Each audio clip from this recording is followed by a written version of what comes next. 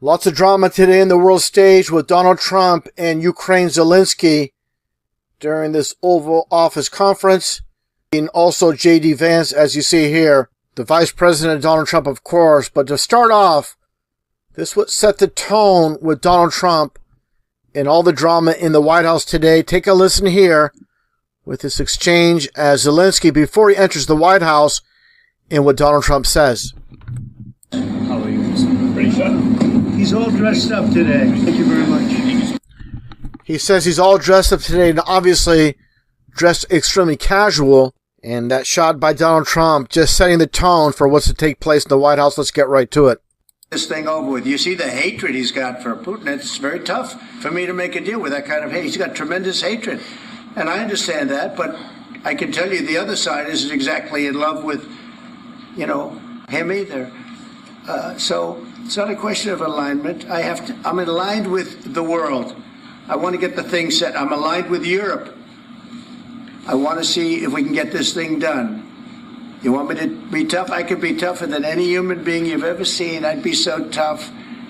But you're never going to get a deal that way. So that's the way it goes. All right, one more question. Hey, I want to respond to this. So look, for 4 years in the United States of America, we had a president who stood up at press conferences and talked tough about Vladimir Putin, and then Putin invaded Ukraine and destroyed a significant chunk of the country. The path to peace and the path to prosperity is maybe engaging in diplomacy. We tried the pathway of Joe Biden of thumping our chest and pretending that the President of the United States' words mattered more than the President of the United States' actions. What makes America a good country is America engaging in diplomacy. That's what President Trump is doing. Can I ask you? Sure. Yeah? Yeah. Okay. So he occupied our big parts of Ukraine, parts of East and Crimea. So he occupied it on 2014. So during a lot of years, so I'm not speaking about just Biden, but those time was Obama, then President Obama, then President Trump, then President Biden, now President Trump, and God bless, now President Trump will stop him. But during 2014, nobody stopped him. He just occupied and took. He killed people. You know what the contact line? 2015. 2014 2014. and 2014. 2014. Yeah. So I was not here. Yeah, but that's exactly right. Yes, but during 2014 till 2022, the situation the same. The people have been dying on the contact line. Nobody stopped him. You know that we had conversations with him, a lot of conversation, my bilateral conversation, and we signed with him, me, like a new president. In 2019, I signed with him the deal. I signed with him, Macron and Merkel, we signed ceasefire. Ceasefire. All of them told me that he will never go. We signed him with gas contract.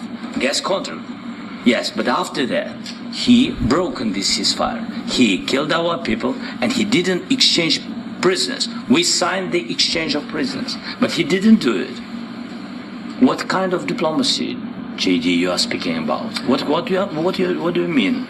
I'm talking about the kind of diplomacy that's going to end the destruction of your country. Yes, but if you Mr. President, with respect, I think it's disrespectful for you to come into the Oval Office and try to litigate this in front of the American media. Right now, you guys are going around and forcing conscripts to the front lines because you have manpower problems. You should be thanking the President for trying to bring an end to this conflict. Have you ever been to Ukraine that you say what problems we have? I have been to. Come once. I've actually watched and seen the stories, and I know what happens is you bring them on a propaganda tour, Mr. President.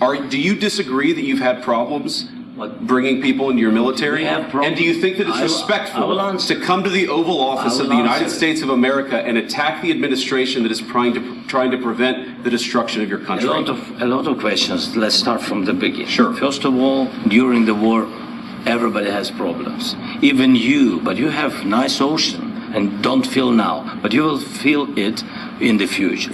God bless. You don't know that. God bless. God bless. You will not have a war. Don't tell us what we're going to feel.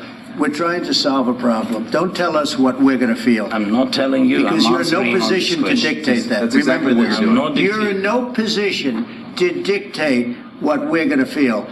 We're going to feel very good. You will feel influence. We're going to feel very good and very strong. You will feel influence. You're right now not in a very good position. You've allowed yourself to be in a very bad position, and he happens to be right about it. From the very beginning of the war. You're not in a good position. You don't have the cards right now. With us, you start having cards. Right now, you don't. You're playing cards. You're playing cards. You're gambling with the lives of millions of people. You're gambling with World War III. You're gambling with World War III. And what you're doing is very disrespectful to the country, this country, that's back to you, far more than a lot of people said they should have. Have you said thank you once? This entire meeting? Times. No, in this entire meeting, have you said thank you? Today. You went to Pennsylvania and campaigned for the opposition in October. Offer some words of appreciation for the United States of America and the president who's trying to save your country. Please, you think that if you will speak very loudly about the war, you can... He's not speaking loudly. He's not speaking loudly. Your country's in big trouble. Can I answer? Wait a minute. No. You've done a lot of talking. Your country is in big trouble. I know. You're not winning. You're not winning this. You have a damn good chance of coming out okay because of us. Mr. President, we are staying in our country, staying strong from the very beginning of the war. We've been alone, and we are thankful. I said thanks you haven't in been this alone. cabinet. You haven't been alone. In this cabinet. We gave you, through this stupid president, $350 billion. We gave you military equipment, and you men are brave, but they had to use our military. What about if you didn't have our military equipment, this war would have been over in 2 weeks. In 3 days. I heard it from Putin. In 3 days. This is something maybe new. Less. In 2 weeks. Of course, yes. It's going to be a very hard thing to do business like this. Again, I tell you. just say thank you. I said a lot of times to American people. Accept that there are disagreements, and let's go litigate those disagreements rather than trying to fight it out in the American media when you're wrong. We know that you're wrong. But you see, I think it's good for the American people to see what's going on. I understand, sir. I think it's very important. That's why I kept this going so long. You have to be thankful. You don't have the cards. You're buried there. Your people are dying. You're running low on soldiers. Listen, you're running low on soldiers. It would be a damn good thing. And then you tell us, I don't want a ceasefire. I don't want a ceasefire. I want to go and I want this. Look. If you could get a ceasefire right now, I tell you, you take it so the bullets stop flying and your men stop getting killed. Of course, we want to stop the war. But you're saying you don't want a ceasefire. But I said to you, I want a ceasefire. With guarantees. Because you'll get a ceasefire faster than an agreement. Ask our people about ceasefire, what they think. That wasn't with me. That wasn't with me.